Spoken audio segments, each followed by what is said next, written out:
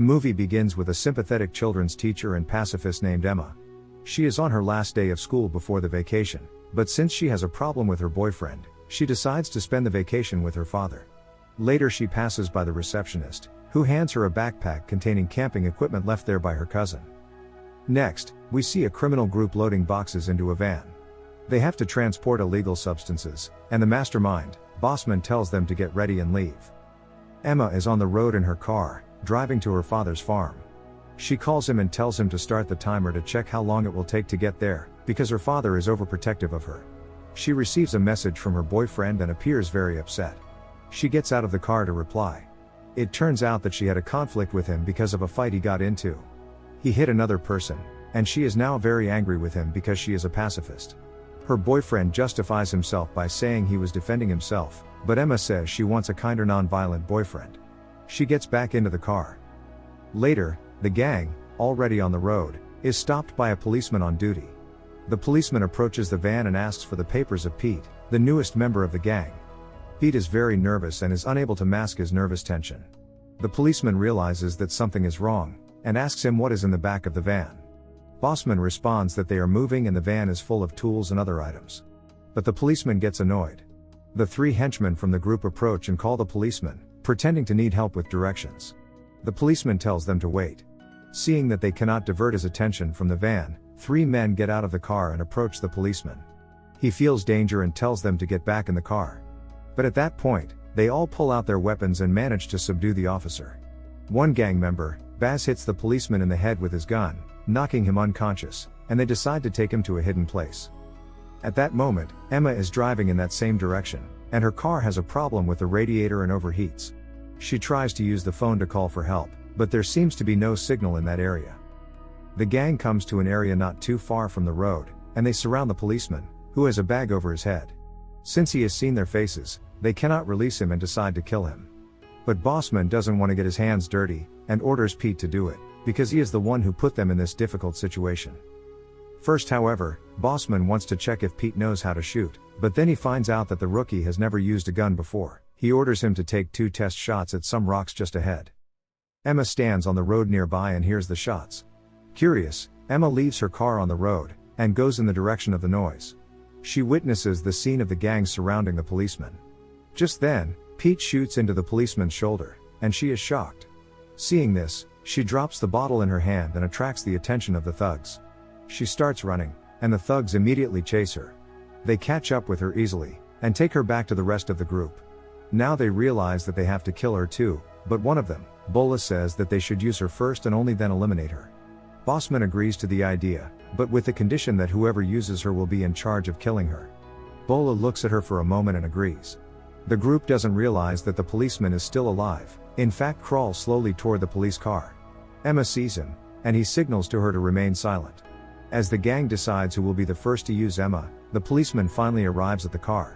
Bola takes Emma aside and handcuffs her, but before he can start to do anything, the officer escapes. The criminals start chasing him and shoot him in the process. Bossman takes a rifle from the car and positions himself on the knoll, eventually hitting the officer in the head. Meanwhile, Emma desperately tries to grab the belt where the handcuff key is. She finally manages to reach it and breaks free. As she runs, she recalls her father's teachings as a child on how to defend herself. She crosses a fence and manages to get back to the car, from which she takes a small bag, and the large red backpack that her cousin had left for her at the front desk. Meanwhile, Bola discovers that Emma has run away. Bossman is furious because they are doomed if they don't kill the girl. He tells them all to go together to look for her using radios to communicate. Thus, they set out to hunt for Emma. Meanwhile, her father is worried because his daughter should have already arrived or communicated with him. He watches the road waiting for her arrival but sees no one. He calls her, but he can only reach the answering machine, which makes him even more worried. At that moment, Emma is hiding and is in a state of panic. She begins to cry, terrified of what might happen to her. Soon she calms down, and starts rummaging through her backpack for something that will be useful for this situation. The 6 thugs find Emma's car and rummage through her things. They find her papers and discover her personal information. They soon find which direction her tracks are going and warn Bossman. As she walks, Emma realizes that she is leaving her trail all the way, allowing the gang to follow her. So, she sees a hill in the distance and gets the idea to forge more tracks in other directions. Subsequently, she heads in a specific direction. Meanwhile, a local farmer spots Emma's car. He checks the car and finds Emma's papers, and shouts a few times for her name but receives no response. It turns out that the farmer is good friends with Emma's father. Seeing no one nearby, he moves elsewhere to get signal and calls Emma's father. When he hears the news, the man immediately sets out to reach the farmer. The thugs arrive at the place where Emma had left the most tracks. Pete notices 3 different directions, so they decide to separate into groups of 2 to find her. When someone finds some trace of her, they should immediately notify the others by radio. Emma finds some drinking water and can finally hydrate herself properly. Soon after, Bola and another gang member spot Emma in the distance. But before alerting the others, Bola has other plans with Emma, still wanting to abuse her. The other guy is nervous, but listens to him and does not contact the others. Bola approaches Emma, points his gun at her and tells her to hand him the canteen. Drinking some water, he approaches her, and begins to touch her. The girl warns him to move away, but then takes the knife and hits him a couple of times in the stomach. She realizes that her father was right about the violence. Meanwhile, her father has arrived, and looking at the tracks, he realizes that Emma has run away and is being chased by 6 men. He tells the farmer that he has always trained her since she was a child, but when she shoots an animal, she realizes she has made a mistake. Since then, Emma has always tried to avoid violence. The other gang member goes to check on her and no longer sees Bola with her. He immediately warns the others, saying that Bola has captured Emma, but he made a mistake and died. Emma overhears their whole conversation on Bola's radio and then runs away. One of the thugs starts chasing her. She gets angry and warns the others of his death. She hears them over the radio and informs them she called the police, and they are about 2 hours away from their cars, so they should run now. Nevertheless, the gang has no intention of leaving her alive, and the girl challenges them to catch her. One of the gang member continues to follow her trail, and suddenly, she throws a large stone at his head. Thinking of him dead, she goes down, and when she is about to pursue her way, he grabs her by the leg and starts choking her. She manages to reach the gun next to her and shoots him. The others hear a shot through the radio and ask what happened. She replies that she killed the second one, and there are only 4 more to go. In the process, the thugs begin to feel sick, because they drank contaminated water. Nevertheless, Bossman tells them to put their pain aside and move on. Later, as they continue, they manage to spot Emma in the distance, and Bossman shoots her with his rifle. She appears to have fallen, but they are not sure if she is dead or not, so they go to check.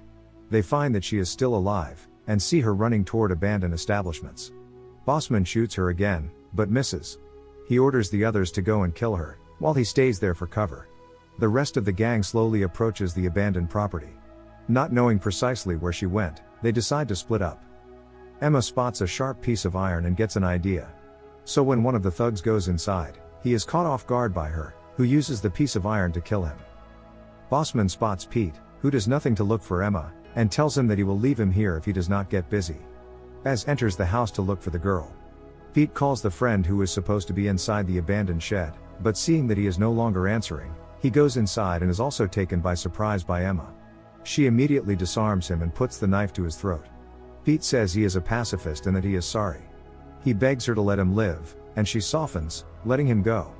Once he gets outside, Pete starts yelling that she is in the shed. Immediately, she throws a knife straight at his back before he can warn the others of her position. Bossman gets nervous when he calls the others and gets no answer. So, he decides to join them. Baz hears Emma enter the house and catches her, tackling her. She uses a psychological tactic and challenges the criminal, saying that he would be afraid to fight a woman. He drops his gun and says he will teach her how she should behave in the kitchen. They start hand-to-hand combat, but while he is weak and sick from the contaminated water, she feels quite well. Baz pushes her, and she grabs an iron, with which she repeatedly strikes the thug. She comes out of the house and comes face to face with the last of the gang, Bossman. She says now she just has to kill him, and he underestimates her and proposes to play a game, a gun duel. His mistake is that he does not know that she has had military training from her father, a war veteran. Emma, with 2 guns, jumps to the side and shoots him. Elsewhere, we see her father, who is already at home, sitting in a chair, watching the trail, hoping for his daughter's arrival. He gets emotional and cries, perhaps thinking that he will never see her again. Suddenly, his face quickly changes when he sees someone in the distance. Emma managed to survive using his strategy, but still took a shot to the shoulder, fortunately, not fatal. She walks staggering toward her father. They hug, And then we see Emma in the hospital. She has learned a new lesson about violence and defense, and decides to forgive her boyfriend and get back together with him. The end.